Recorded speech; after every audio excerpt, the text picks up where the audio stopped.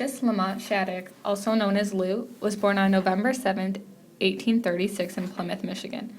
He lived with his mother, Sarah Van Vechen Collier, his father, Alfred L. Shattuck, and had 12 brothers and sisters.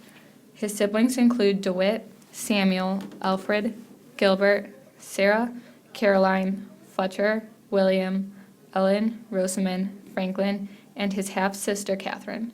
Catherine, Caroline, and Fletcher all died the same year they were born. His mother, Sarah, was born in New York in 1799, and his father, Alfred, was born in Massachusetts in 1794.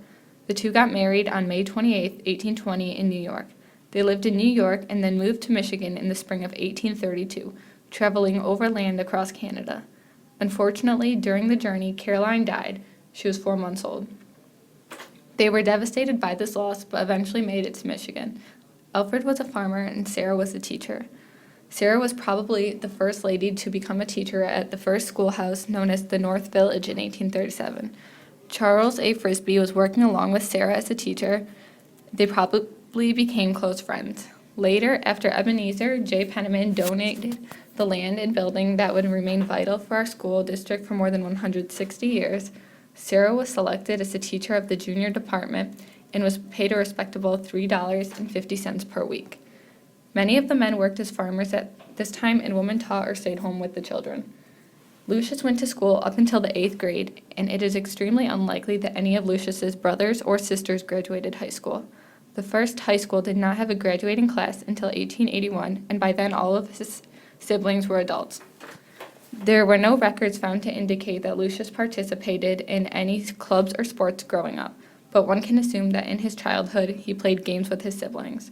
However, there was a schoolhouse on Golden Street on the John Van Inwagen farm, and the teachers of the latter school were Lucius Shattuck, William M. Shattuck, Lucius's brother, Sarah E. Shattuck, Lucius's mother, and Charles. When Lucius was 26 years old, he made his way to Kellogg Park in the center of Plymouth, where he and 99 other men from the area enlisted with Company C 24th Michigan Infantry in the Union Army. The date was August 5, 1862. Lucius was chosen to serve as an officer during his time in the Civil War. The same year, he was promoted to full first sergeant, then full commissary sergeant, and finally full second lieutenant. During his 10-plus months in the military, he wrote numerous letters to his home in Plymouth, describing the events that took place in the life of the Army, military activities, and discussed the battles of Fredericksburg and Chancellorsville. He spoke also of the meals and how plain they were. He said, "I'm glad you cannot see the messes we eat. You would feel like pitying us more than we deserve. Dirt only helps to season the victuals." During the war, there was not any luxurious food, only enough to get the day by. When he stayed in the tents, they were very small and cramped. In his letters, he said, "Our tents are also so small, or rather so low, that one cannot turn around and sit down again without trampling on 2 or 3 people." This gives the idea that he lived in tight spaces and did not have a distinct area for him. When writing the letters to his brother William, he addresses him as Moore. Lucius seemed to be lonely from being away from home because he made note that people are not writing him as frequently as he would like. In the letters, he worries about the events at home, wondering if the family has rotated the crops. This shows that Lucius was dedicated to the war but also wanted to be with his family. In Lucius's letters, he mentioned, "Give my best to Frisbee." Charles Frisbee was a teacher at the Union School District. He was a well-liked man of Plymouth, but was a stern disciplinarian, and classes were taught more by fear rather than by want. Mr. Frisbee was hired in 1840. Then he was let go in 1865, then got rehired in 1875 as an interim principal, getting paid well at $1,200 a year, then was terminated from his job in 1880. But 10 years later, he was elected to the school board. He loved working with this school and always wanted to be a part of it. He was called the grand old man of Plymouth School. Lucius seemed to know Frisbee well, because they worked together as teachers in the 1840s, and Sarah worked directly with Mr. Frisbee. Charles Frisbee was a teacher at Penniman Seminary and headed the first of 3 departments at Union School, known to be one of the toughest teachers and strongest teachers. He was able to keep the school pretty well in order. Frisbee believed that discipline in school is a foundation of good citizenship in later life.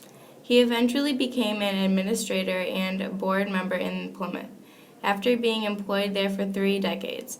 Being friends with Mr. Frisbee, Lucius stayed in contact with him throughout the war and still wanted to play an active role with the school. Unfortunately, Lucius was killed in action on July 1, 1863, during the opening action of the Battle of Gettysburg. Lucius died an honorable man. During his time of service, he was wounded, shot in the leg, and still proceeded with the war. His dedication to the military and country was truly amazing. Because of the incredible carnage that was on the field of Gettysburg, Lucius's body could not be sent home. He was buried by strangers who knew nothing about him, other than the fact that he was a soldier and deserved a proper burial. Mort, Lucius's brother, tried to find traces of Lucius's burial, but his attempts failed. It is unknown where the honorable soldier was buried.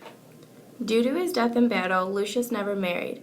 However, the Shattuck family continued to live in Plymouth, Michigan, where the sons of Sarah and Alfred continued to farm for a number of years. The father of Lucius passed away in 1847. He fell off a horse, which led to a compound fracture in his ribs, then caused pneumonia, and he died. Sarah had another child after the death of her husband. Unfortunately, that child died the same year she was born. Her name was Catherine Ayers, which suggested that Sarah remarried.